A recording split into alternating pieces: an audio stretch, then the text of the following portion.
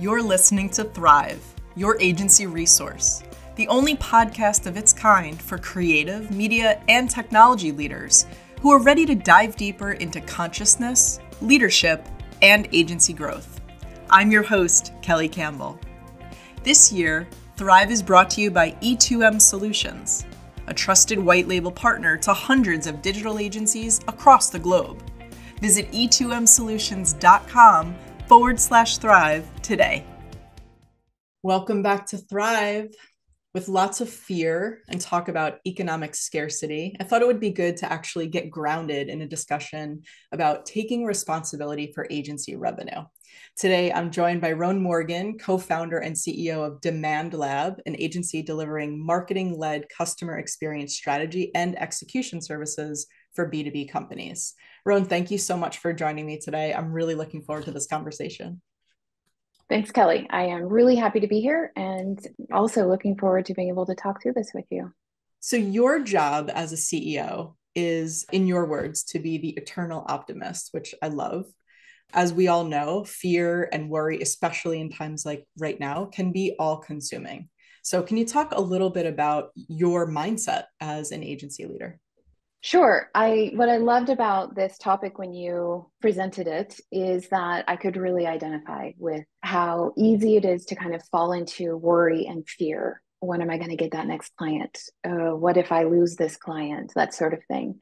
And as the lead salesperson at Demand Lab for years, and the one that has to kind of keep us moving forward in terms of what we're doing for our clients, with our clients, that's always heavy on one's mind. But I learned very early on that I had to push out any of those dark thoughts and set them into a box and never, just like never open it. Obviously, you have to be realistic around what's going on in the world. You have to think about what's happening in the economy. How might that affect your particular clients in your industry and that sort of thing. But a great example is when I'm in a sales conversation and I might be talking to, say, the CFO here at Demand Lab, and he's like, hey, we could really use that client. Could really, use another client. And I say, don't talk to me about that. I don't want to hear any of that. I don't need that client. If I start to think that we are desperate for another client, or I start to really feel needy, that's going to come out in the conversation. 100%. So I think that goes back to the mindset, right? You have to be willing to, what I have called, blank slate it. Like all of that stuff goes out. My brain is just here to learn about the client or the prospect, wow them with all of our amazing services, and get them excited about working with us. But I cannot go back to thinking, gosh, we really need this client. That brings that sort of dark cloud over the conversation, I think. Yeah, like if you don't make the sale, it's fine, being totally unattached to that outcome. As you Yeah. comes through in the conversation, and on the other end, the prospect definitely feels that. Yeah. And I think that the detachment from needing that next client also helps you really make sure that you're able to determine if you truly are the right fit, the Right. right mutual fit. And it also helps even within client services when you're working with an existing client. With this mindset, you can be sure that what you're suggesting that the client does next is really truly in their own interest. Because if we're recommending something and it's just because we want to make more revenue from that client, that's not right. And ultimately, that will degrade the relationship. So if our focus is always on what is the best next thing for the client, and sometimes it is actually not moving forward. Maybe it's not growth. Maybe it's actually us not taking on a new project that they've asked us to get involved with. And we all have to be okay with that. And I really think that that sort of blank slating helps you be much more successful in the end. Yeah, I believe that's part of our success. it also helps you to stay in integrity, is what I'm hearing. Yeah, very good way of putting it. You're right. Very concise way of bringing that together for me. You're right. Absolutely. Which So is a huge part of who we are. right. And if that is Yeah. a core value, always going back to those core values. So one of the things that we've talked about before is As you evolve as an agency owner, you kind of go through these different phases, right? What you may have started out as a practitioner, then you become a manager of people, and then all of a sudden you're looking around and you have a whole leadership team. Can you talk a little bit about the importance of being comfortable when there are external influences out of your control? Yeah, I think one thing certainly is that to be an entrepreneur or an agency owner, you have to be comfortable with these things. We've talked a little bit about that, where a lot of people go into this world thinking, well, now I can control everything, but there's a bit of fallacy around that, right? It's even, I would even go beyond the using the word comfort Mm-hmm. to using the word seeking out. So really embracing that, the understanding that there are a lot of things out of your control. And so you can do planning, and that's what we do. We have our annual plan, and once we have our annual plan, then we do some scenario planning. So we kind of tear down from there. What are the few scenarios that could happen so that we can be agile enough to course correct if we need Mm-hmm. to? And we know what the impact would be of the organization with all of those choices, all of those sort of corrective moves. And we create that not in a bubble, but we create that with our managers, and we communicate around that with our team so that there's a lot of clarity. If we're making a decision, it's not out of the blue, it's usually going to be something that is well understood throughout the organization. So you have to be, as a leader and an owner, comfortable with uncertainty, but also part of my job now, as not the practitioner anymore, but as the person who is fully responsible for the well-being of every team member. It is helping them be comfortable with uncertainty, as comfortable as they can be. Not every, I am not risk averse, right? So I'm very open and I embrace risk, but we have some team members that are very risk averse. And so it's a matter of how do you sort of help them understand where we're coming from, why choices are made, and also participate and be a part of that. Yeah, Yeah. I love kind of how you framed that, and that you're making space for everyone's tolerance around risk, right? Because a lot of the employees, they may think that they're, a little bit more risk tolerant, but Yeah. in many cases, if they were, they may have been starting their own agencies. It's not for everyone, right? No, it is not. For the No. select few of us who dare to go. So let's talk about this a little bit. How do you think about or define actually taking responsibility for the revenue of your agency? So we look at revenue, we plan out every year what our goals are. And that's based on our existing clients, the expansion of those clients, and net new clients.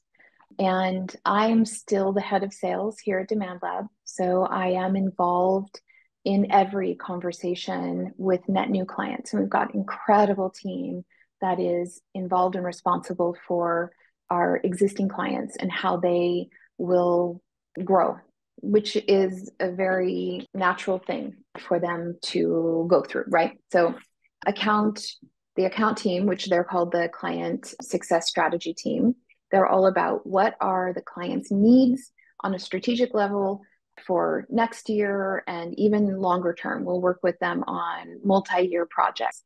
So we have a pretty strong understanding of what our clients need.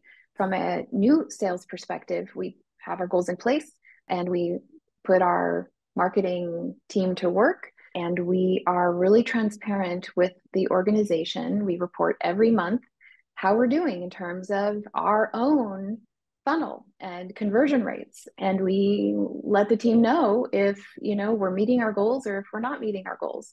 I think that at the end of the day, the revenue responsibility lands on me, and I have to be really transparent with the organization about where we're going, if we're meeting our goals, how close are we to meeting our annual goals. So there's a lot of transparency in every monthly team meeting, our quarterly meetings, and that sort of thing. I'd say the other thing for agency owners to consider in terms of taking responsibility for your revenue is investing in building business. When you start out, a lot of times, and this is a transition that we've certainly gone through, A lot of your business is built through word of mouth or networking, and that's great early on. Still, most of our new business is built on referrals and recommendations and our great reputation in the market.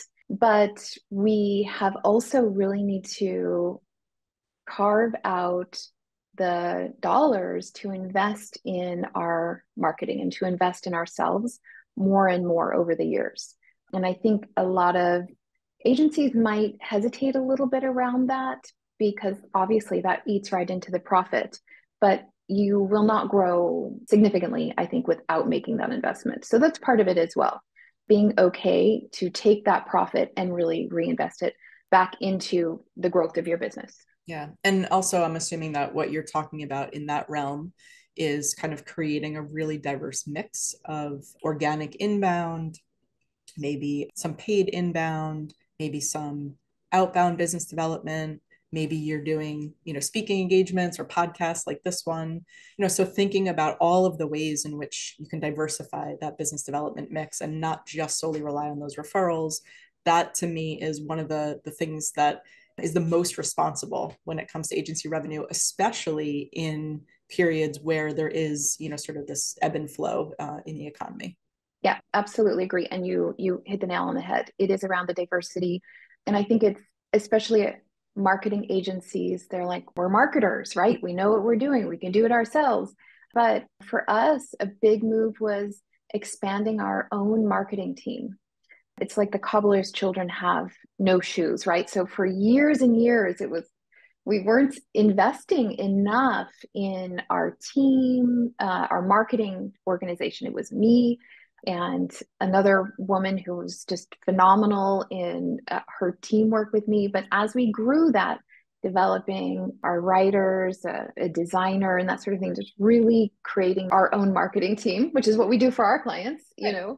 Looking at there was a looking at huge, Demand Lab as a client, right? yeah, Essentially. Yeah. yeah. We've talked about that and we've covered that on the show a couple of times in different Mm, conversations, but I think it's always worth repeating, really, because if you say that you're going to look at yourself as a client, but you don't really invest in it properly the way yeah. that you would with a non-you client, um, Hmm. things are always going to fall to the back burner, and that's where we kind of get into this issue. So I think that's really great. Hey, let's take a quick break. Did you know that there's a better way to scale your agency?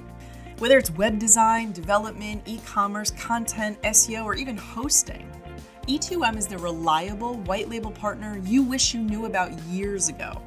Personally, I'm proud to partner with E2M because of our alignment in values and ethics. Head over to e2msolutions.com/thrive to learn more. Now, let's get back to the show. One of the things that I'm curious about is you mentioned before about how you share the marketing results based on your Hmm. goals that you set forth with your entire team. I'm also wondering about the transparency of revenue and other financial metrics with the team, how bonuses and things like that are structured given potential economic downturn and things like that. So can you just talk a little bit about that? Yeah, so we've actually gone through a number of iterations around this. As you would expect, we've been around for 13 or 14 years. So we're always, and the iterations are not, they're actually all based on how much more can we share, how much more can we give, that sort of thing. How much more can we do for our team? So I have this saying that is, don't expect perfection, but always be perfecting. And so that's kind of what we've been doing. But we are really transparent with our team around what are our goals for the year. And then we break that into quarters. And then we even look at where are we at on a monthly basis. That's actually getting a little bit into the minutia. So the team, well, as much as they like that, I think a quarterly basis is probably fine. But we're looking as an executive team at the numbers on a monthly basis to make sure that we're heading in the right direction. And then we can make any sort of course corrections in the moment if we need to. We do have a bonus program that we recently implemented. It was just last year where we changed it. So we had already always had some program in place. I wanted to put more of the weight on the individual contribution rather than revenue, because it was the individual contribution that would help to get us to meet our goals. But sometimes maybe we aren't always meeting our revenue goals. And I didn't want to tie a person's potential bonus and income to whether or not we hit our goals. Because if I didn't get the sales in, or if clients made different decisions, those aren't always in the control of every individual at this company. So we shifted that to make sure that our individual goals are tied to our business goals of growth, and created a very objective way of measuring the execution of those goals. And then we flow that through from the managers into every person. And we also created a tremendous amount of transparency in talking about, well, what are, KPIs. I think oftentimes you have your KPI in the quarter and you don't talk about it until the end of the quarter. And so it's like, surprise, this is what you got. Right. That doesn't really work, and it's not fair. It's not correct to do with any team member. So we actually have worked that into our one-on-one conversations. But we also want people talking about this at least 4 times during the quarter, like really discussing that within the one-on-one. Mm-hmm. So what's going right? What isn't going right? Is there a modification that we need to make because something changed in the market, so it's no longer achievable? We need to be fair around that as well. And so at the end of every quarter, there is the assessment and a bonus attached to that, but also at the end of the year, something related to a bonus, which is related to our revenue goals. And we talked a little bit about this at the beginning, where I was thinking about how there are profit sharing programs that a lot of companies have put in place, which I think is really neat. But I like that ours is tied to revenue, because profit is something that really can change quite a lot depending on your business strategies, the economy, et cetera. But revenue is, I think, something that, that's what I'm focused on, is meeting our annual revenue goals. And so to me, that just seems like a more appropriate target to use.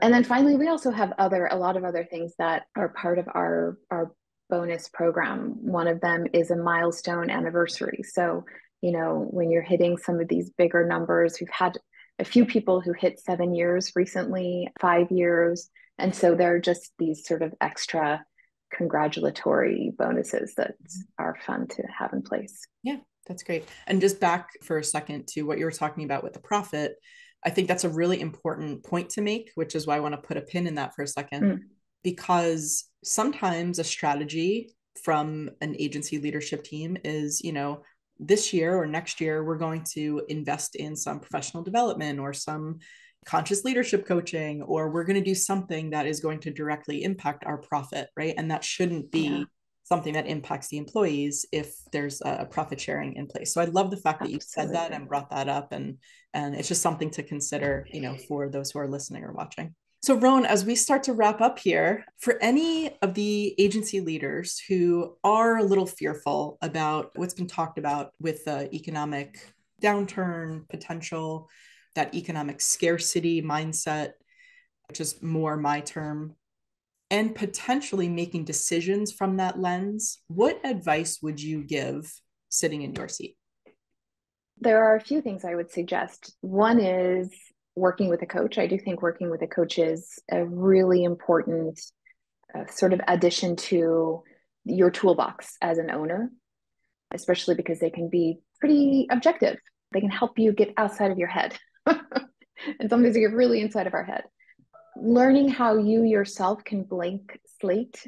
I am not perfect at it, but I practice meditation.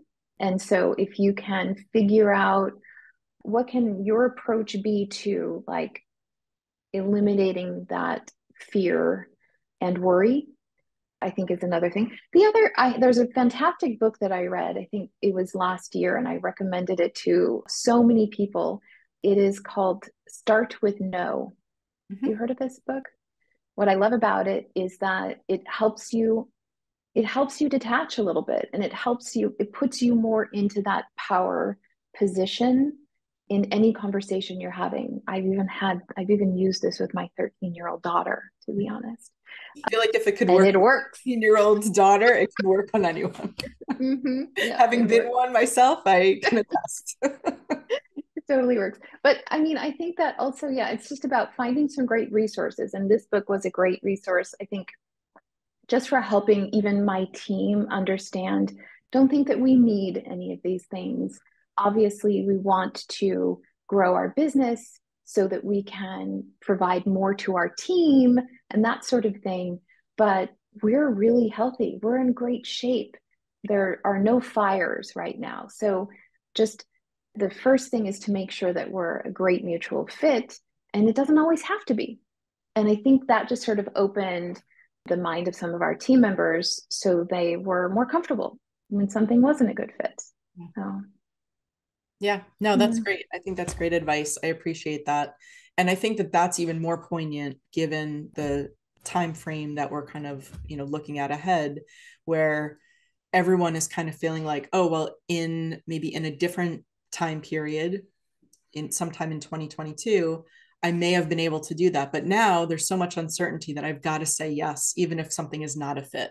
And I think it's important to go back and realize that you know exactly what's going to happen. If you say yes to a Yeah. potential client that is not a good fit, and you know it intuitively, you know it from the sales process, from all of those discovery conversations, trust your instinct because you know that it's going to really impact your team in a negative way. Whatever money you do bring in is not going to be worth it.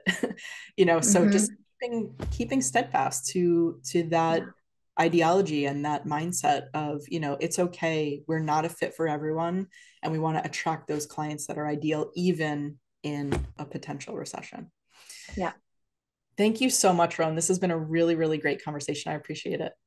Thanks so much. I really appreciate it as well. It was great to have a chat with you today. And thank you for joining us. If you liked this episode, please rate the show or subscribe wherever you watch or listen. And a big thank you to the official sponsor of Thrive for this year, E2M Solutions, your white label agency partner. Learn more about their approach, services, and subscription plans at e2msolutions.com/thrive.